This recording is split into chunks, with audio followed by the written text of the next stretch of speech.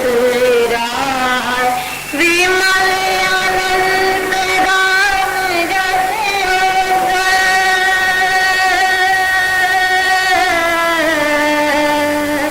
विमल अनंत दान जसे शांति कंसरे मल मनाय मुनि सोरस नुमिने मिपाश वाद माने पद पुष्प वाद माने पद पुष्प चढ़ाय चौबीसा के चरण कमल में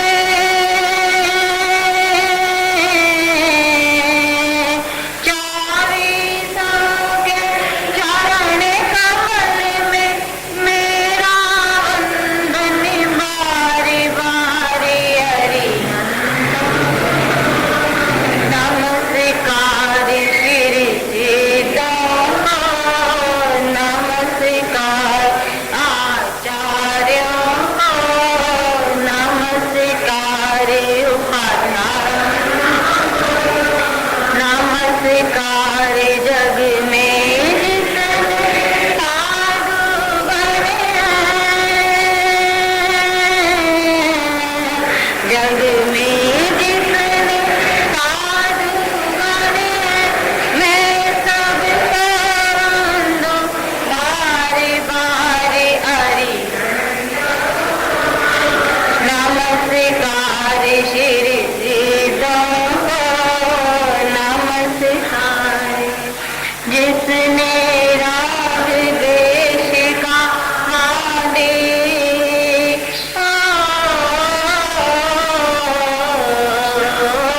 जिसने राग देश का मादे जीते सब जग जीते सब जग जान लिया सब जीवों को मोक्ष मार्ग निष्प्रिय उपदेश दिया निष्प्रिय उपदेश दिया मोद वीर हरि हरे ब्रह्मा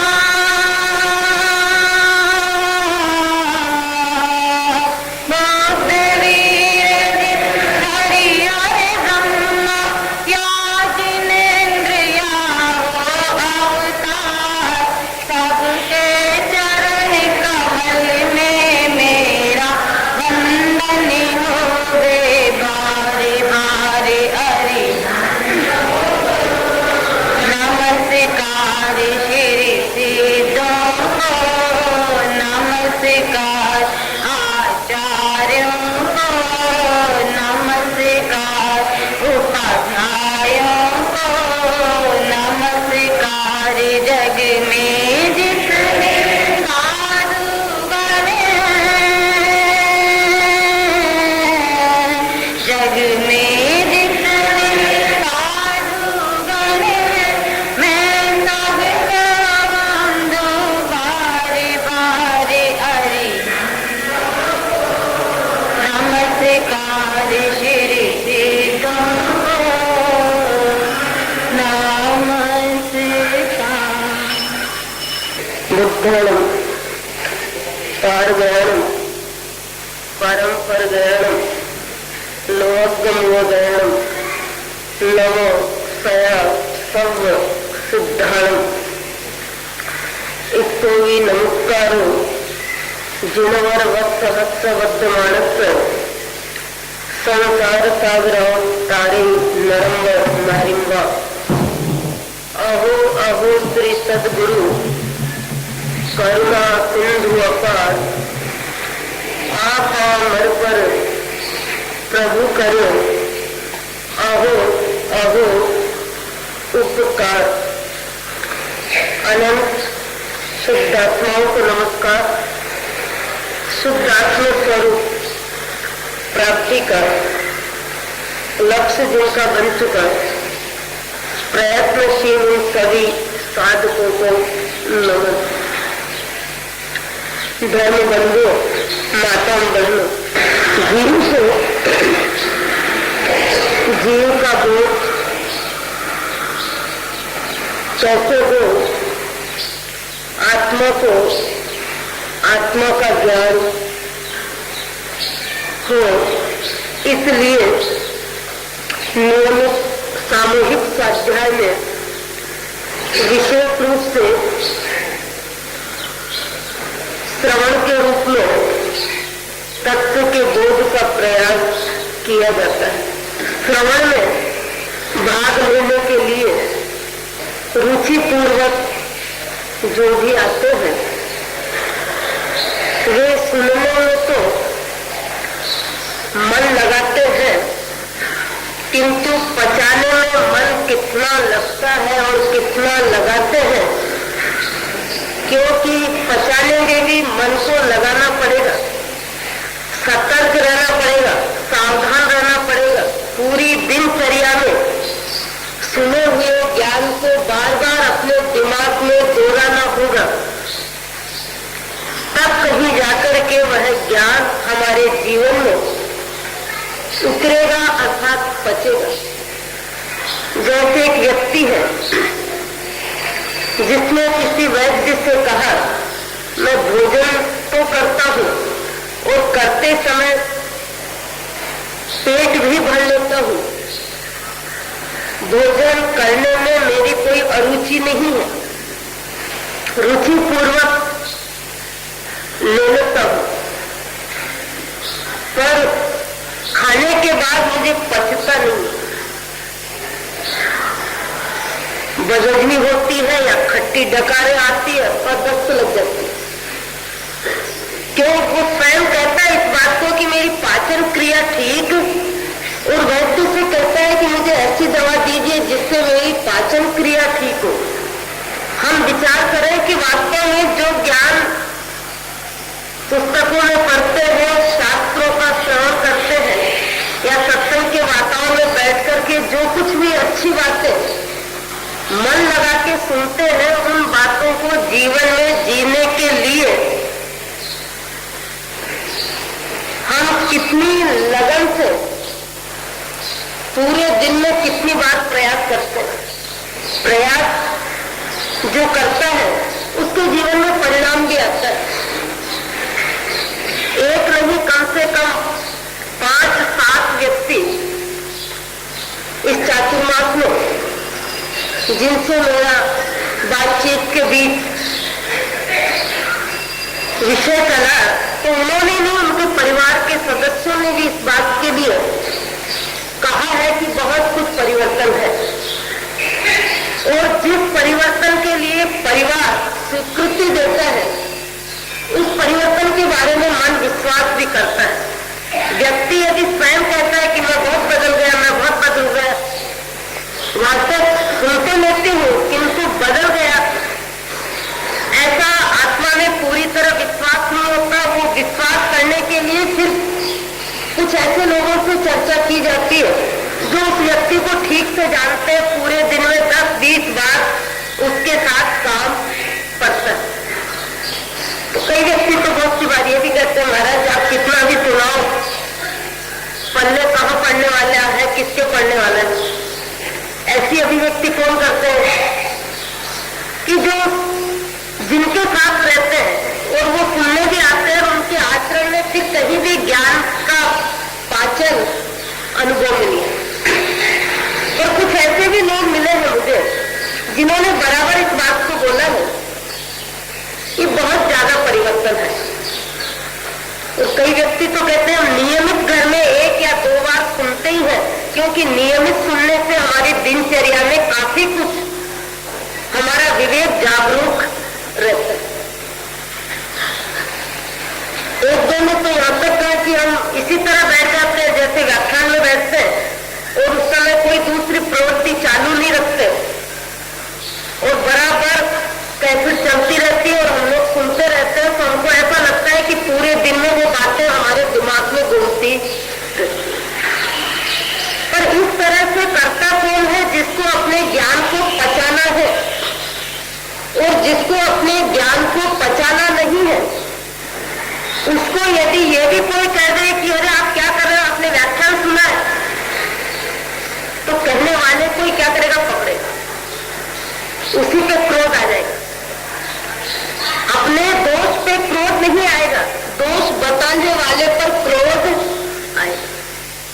लगभग मनुष्य के जीवन की ये बहुत बड़ी कमजोरी है कि उसको कोई भी उसका दोष बताए तो शब्दों से इसी तरह सामने वाले से झूठता है जैसे बंदर किसी को काटता है। ऐसा क्यों होता है कि दोष कोई बताए ये उसे सहन नहीं होता? सहन क्यों नहीं होता? इस सच्चाई तो है किंतु सच्चाई को सुनने की शक्ति मनुष्य की बहुत बड़ी दुर्बलता है कि वो पाप जितना ज्यादा करेगा पाप को उतना ही कम बताएगा, कम में कम बताएगा। ज्यादा में ज्यादा पाप करेगा पर बताने की परिस्थिति आएगी तो कम में कम बताएगा। आप कहीं भी देख लीजिए, धर्म गुरु के सामने नहीं, व्यवहार में भी, परिवार में भी, समाज में भी, व्यक्तिगत जीवन में भी मनुष्य जितना ज्यादा पाप करता है उतना ही पाप को कम बताने की पूरी कोशिश करता है और उसमें बुद्धि को बराबर सतर्क और सावधान रखता है। 10 बार झूठ बोलने वाला परिवार की जरूरत में भी यदि परिवार का कोई सदस्य पूछे कि तुमने झूठ बोला तो मुश्किल से एक बात स्वीकार करेगा और एक झूठ को स्वीकार इसलिए करेगा जब किए बिना कोई चारा नहीं है, किंतु 9 गुण को और 9 बार जो उसने पाप किया है उसको उगलना नहीं चाहेगा, उसको तो निगलना चाहिए। शून्य व्यक्ति थोड़ा भी करेगा उसको ज्यादा बताएगा, जितना करेगा उतना ही नहीं बताएगा, उसको थोड़ा बहुत तो ज्यादा बताएगा ही बताएगा। जो जितना करता है उतना ही बताता है वो बहुत ईमानदार है, पर ऐसे ईमानदार अधिक नहीं होते, बहुत कम होते। पुण्य थोड़ा करे, मन अधिक बताना चाहता है, एक बार भी करे तो बताना चाहता है, पाप 10 बार भी करे तो छिपाना चाहता है। एक बार भी किया गया पुण्य कार्य मनुष्य के लिए पचाना मुश्किल है। कहीं न कहीं कभी न कभी किसी न किसी के सामने वो कहे बिना नहीं रह सकता कि मैंने आज ये अच्छा काम किया। हाँ, जहां उसे छिपाना चाहिए वहां छिपा लेगा, चतुर कहलाने के लिए, ज्ञानी कहलाने के लिए, पर कहीं न कहीं वो उस बात को बोले बिना रह जाए बहुत मुश्किल है। और यदि कोई रहता है तो काफी गंभीर व्यक्ति है वो। ऐसा मैं नहीं कहती हूं कि दुनिया में कोई ऐसा व्यक्ति नहीं है, ऐसे व्यक्ति हैं पर गिरने ही होंगे, उंगलियों पे गिनने लायक ही होंगे, उंगलियों पे गिनने से अधिक तो नहीं हो सकते। और पाप करके पूरी तरह से बता दे, ऐसे लोग भी उंगलियों पे गिनने लायक ही हो सकते हैं, अधिक नहीं हो सकते। अपने परिवार में भी अपने पाप को बताने की हिम्मत नहीं होती, धर्म गुरुओं के पास बता लेगा तो बहुत दूर का रिश्ता है। ऐसा क्यों होता है? ऐसा होने का कारण क्या, हेतु क्या? उसके पापी जीवन जीने के संस्कार इतने मजबूत है, इतने प्रगाढ़ है, इतने प्रबल है, उन संस्कारों में वो इतना आसक्त है कि पापमय विचारों से, पापमय जीवन से कभी उसे घृणा होती ही। और जब घृणा होगी उससे पहले उसको विचार आएगा, और विचार कब आएगा? जब वो गहरे में विचार करेगा। और विचार करके क्या करेगा? क्यों रे पापी पाप तुझे यह कब तक करते रहना है? क्यों रे पापी पाप तुझे यह कब तक करते रहना है? इस तरह से जीवन जी के दुनिया को धोखा कब तक देते रहना? अपने आप से प्रश्न करेगा कि इस तरह का जीवन कब तक जीना है। मान लीजिए किसी व्यक्ति को क्रोध आता है और क्रोध में वो गाली बकता है, में परिवार के सदस्यों के आंसू निकलाता है, झगड़ा करता है, क्लेश का वातावरण बना देता है, घर की सुख शांति को आग लगा देता है।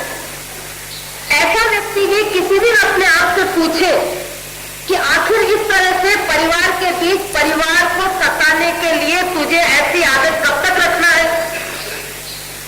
अपने आप से पूछे, स्वयं पूछे कि इस तरह से जीवन तुझे कब तक जीना है, मुझे बता तो दे। स्वयं प्रश्न करिए, स्वयं से करिए और स्वयं ही स्वयं से उत्तर ले। किसी दिन थाली पे बैठ करके भोजन करते समय जब आपका मन बहुत ज्यादा उछल कूद करे, ये चाहिए, ये नहीं, ऐसा होना, वैसा होना, उस समय भी अपने मन से पूछिए, अपनी आत्मा से पूछिए, आखिर इस तरह खाने की लालसा कब तक रखनी है और कब तक जिह्वा इंद्रिय के वशवर्ती रह करके इसका दास बने रहना है? ये बता कि तू पेट के लिए भोजन करना कब चालू करेगा? पेट के लिए भोजन करना कब चालू करेगा? मैं तेरे से प्रश्न कर रहा हूं, तू मुझे जवाब दे। स्वयं ही प्रश्न करे और स्वयं से ही प्रश्न करे और स्वयं ही स्वयं के लिए जवाब स्वयं से मांगे, स्वयं ही शिष्य बने और स्वयं ही अपने आप के गुरु बने। गुरु भी स्वयं को बनना है और शिष्य भी स्वयं को बनना है। प्रश्न भी अपने आप को करना है और प्रश्न का उत्तर भी आत्मा से ही पाना। तो आखिर तुझे ऐसा कब तक करना है? यदि मिलावट का धंधा करते करते 10, 15, 20 वर्ष बीत गए और पारिवारिक जरूरत ठीक ढंग से पूरी हो रही है, परिवार की जरूरत में कहीं कोई तकलीफ नहीं है, तो अपने आप से पूछिए आखिर इस तरह का पाप तुझे कब तक करना है? क्यों रे पापी, पाप तुझे ये कब तक करते रहना है? कब तक करेगा? क्या अर्थ निकलेगी वहां तक करना है? और वहां तक करना है तो तेरा जैसा फिर इंसान होगा को।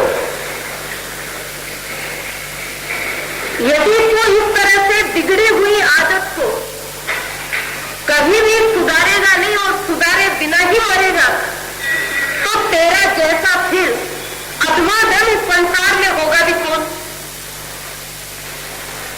तेरे बौद्धिक ज्ञान को धिक्कार हो कौन धिक्कार देगा? स्वयं देगा, स्वयं देगा और स्वयं के बौद्धिक ज्ञान यानी बौद्धिक ज्ञान का अहम उसको धिक्कार देगा। करे इस ज्ञान का क्या करे? ये बात करने का ज्ञान है, ये दूसरों को सुनाने का ज्ञान है, ये रिंझाने का ज्ञान है, ये दूसरों की दृष्टि में उठने वाला ज्ञान है। आत्माराम, इस ज्ञान से तेरा कोई कल्याण होने वाला, तो तेरा कल्याण करेगा कब? जब तेरा ज्ञान तेरे जीवन में उतरेगा। तू बता तो सही कि तुझे कब उतारना है, कौन सा वर्ष है, कौन सा दिन है और कौन सा क्षण है जब तू तेरे मन को तैयार करे। यदि बात बात में नहीं तो सप्ताह में 1-2 बार भी परिवार के किसी भी सदस्य पर आपका हाथ उठता है और ऐसे समय में आप अपना संतुलन खो देते हैं और क्रोध में आग बबूला होकर के किसी के शरीर पे हाथ चलाते हैं या लकड़ी उठाते हैं या और कुछ हाथ में लेते हैं, और जब आपका होश ठंडा हो जाए, जब होश ठंडा हो जाए, होश आ जाए, पूछिए कि आखिर इस तरह से दूसरों को रुलाने के लिए तुझे कब तक जीना है? कब तक जीना है? क्या इसी तरह जीना है? और इसी तरह जीते जीते दूसरों को सताते सताते तेरे शरीर को दुनिया जलाए, बस यही जीवन जीना तुझे? क्या इसी के लिए तुझे जन्म मिला है? क्या इसी के लिए तुझे ये चोला मिला है? क्या इसी के लिए तूने नर देह धारण की? बस इतना ही अर्थ है इसका। अरे इतना ही अर्थ यदि है तो इतना अर्थ तो घोड़े और गधे के जीवन में भी है, कुत्ते और बिल्ली के जीवन में भी है, बैल और बकरी के जीवन में भी है। इतना अर्थ तो वहां भी देखने को मिलता है। इतने ही अर्थ के लिए यदि तूने जीवन जिया है तो फिर मनुष्य जीवन में आने की जरूरत भी तुझे क्या थी? मनुष्य बनने का मतलब भी क्या है? किसी और से नहीं, अपने आप से प्रश्न करें। यदि किसी भी सुंदरतम पदार्थ को या भी जाती है पुरुष वर्ग स्त्री वर्ग के प्रति, स्त्री वर्ग में से यदि पुरुष वर्ग के प्रति किसी की भी आंख किसी का रंग रूप देख करके यदि टिकती है तो उसी क्षण अपनी वृत्ति को धिक्कार देना चाहिए। उसी क्षण अपनी वृत्ति को अनुशासित करने के लिए खींचनी चाहिए। उसी समय अपनी नजर को नीचे कर लेनी चाहिए और अपनी नजर को कठोर दंड देना चाहिए। कठोर दंड क्या होगा? कठोर दंड का मतलब आंख खत्म करना नहीं है, पर कम से कम इस तरह से किसी के प्रति भी आपकी आंख यदि उठती है और उठने के बाद टिकती है तो 1 मिनट भी यदि आपकी आंख कहीं टिकी है तो 1 घंटे कम से कम आंख को बंद रखने का दंड लेना चाहिए और 1 घंटे तक आंख बंद करके बैठना चाहिए। तुझे यही दंड है, क्योंकि ऐसा तूने किया तो इस तरह से 1 नहीं 1000 प्रकार से अपने आप को पूछिए। खाने के बारे में, पीने के बारे में, तेरा भगवान के भजन में मन क्यों नहीं लगता है? और थोड़ा भी लगता है उसको तू ज्यादा कैसे मानता है? क्या इतने कम भजन से, इतने कम स्वाध्याय से, इतने कम त्याग और तप से तेरी आत्मा निर्मल होगी? जिस आत्मा को जन्म जन्मांतरों में पाप के मैल से तूने मैला किया है उसे साफ करने के लिए कितना त्याग, कितना तप, कितना पुरुषार्थ, कितना जप, कितना स्वाध्याय चाहिए। एक व्यक्ति है, कपड़ा तो है जिसका पूरी तरह से काला और फिर कहीं तेल और घी का स्पर्श भी बीच में है। पता नहीं कितने दिन उसने किसी के यहाँ हलवाई का काम किया होगा और 6-7 दिन के बाद उस कपड़े को उसने धोने के लिए रखा और रखते समय एक साबुन की बट्टी नहीं, एक साबुन की बट्टी का एक हिस्सा जो केवल एक बार मुश्किल से साबुन लगे उतने में तो खत्म। एक छोटी बाल्टी पानी उसने रख लिया और 2-3 व्यक्ति सामने खड़े, उनको कह रहा मैं आज मेरा कपड़ा धो रहा हूँ और इस मैंने कपड़े को मैं साफ कर रहा हूँ, अभी बैठता हूँ धोने के लिए। देखने वाले हंस रहे हैं कि बस हो गया तेरा कपड़ा साफ। तेरे पास साफ करने के लिए साबुन कितना है, पानी कितना है? और इतने कम पानी से, इतने कम साबुन से क्या इस तरह का मैला कपड़ा साफ हो सकता है? सिर्फ 10 मिनट, 10-15 घंटे तो पापमय जीवन जीते रहते होंगे और 10-20 मिनट में कुछ शुभ क्रिया कर ले तो व्यक्ति सोचता मैं बड़ा धर्मात्मा हूं, मैं तो नियम से धर्म आराधना करता हूं। धर्म आराधना के रूप में कितनी देर होती है और वह भी धर्म आराधना के लिए होती है या नहीं होती है? किस प्रयोजन से होती है, किस हेतु से होती है, किस दृष्टि से होती है? वो लोभ के लिए होती है, अहम के लिए होती है या दृष्टिवाद के लिए होती है या अपने आप को जीवन में पुण्यशाली बनाने के लिए, कहलाने के लिए होती है? किस दृष्टि से होती है? भाग्यवान बनने के लिए धर्म आराधना होती है या भगवान का स्वरूप जो आत्मा में है उसको प्रकट करने के लिए आराधना होती है? आत्मा के मैल को छुड़ाने के लिए आराधना होती है या पुण्य का मैल ज्यादा से ज्यादा बढ़े इस भाव से आराधना होती है? पुण्य बंधना अलग चीज है और बांधना अलग। बांधना धर्मात्मा का लक्षण नहीं है, क्योंकि पुण्य बांधने का भाव यदि है तो उसका अर्थ भी क्या? अनुकूल जगत की प्राप्ति।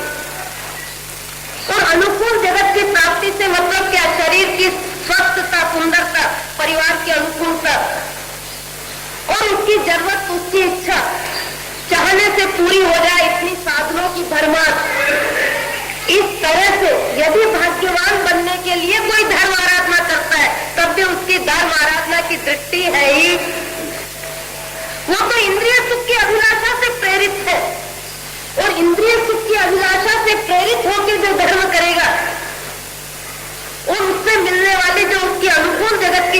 गई है उसमें उसकी आसक्ति और ज्यादा बढ़ जाएगी, और जितनी आसक्ति बढ़ जाएगी उतना ही उसके जीवन में पाप का बंध, तो पाप का बंध बढ़ता जाएगा तो होगा क्या?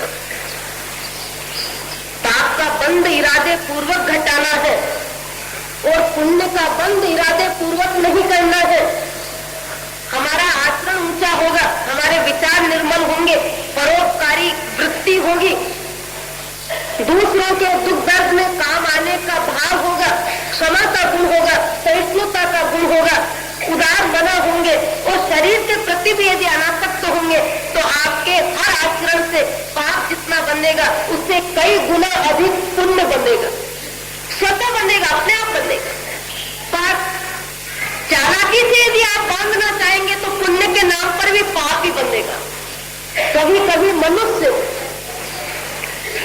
राई जितना पुण्य करके और पहाड़ जितना प्रदर्शन करने की मनोवृत्ति रखता है, उसके राई जितना भी पुण्य नहीं बनता वो भी पाप ही हो जाता है, क्योंकि उसके भाव कुछ है, विचार कुछ है, शब्द कुछ है, कहना कुछ है, करना कुछ है। और ऐसी स्थिति में बंद किसके अनुसार होगा? परिणाम में बंद है, भाव के अनुसार बंद होगा, शब्दों के अनुसार बंद नहीं होगा। जो मायाचारी है, जो धोखा है, जो विश्वासघात है, जो कम दे के अधिक लेने की मनोवृत्ति है, उस भाव से होने वाला बंद ही आपका बंद होगा। बार बार विचारिए, बार बार सोचिए कि जिस तरह से जीवन जी रहे हैं उस तरह से जीवन कब तक जीना है और कब तक अपनी आत्मा का शत्रु बने रहना है, कब तक शरीर के लिए दिवाली और आत्मा के लिए होली तैयार। शरीर की जरूरत पूरी करने में जितने आप होशियार हैं, आत्मा के हित में उतना ही क्या है। जैसे परसों किसी ने कहा दिवाली क्या है।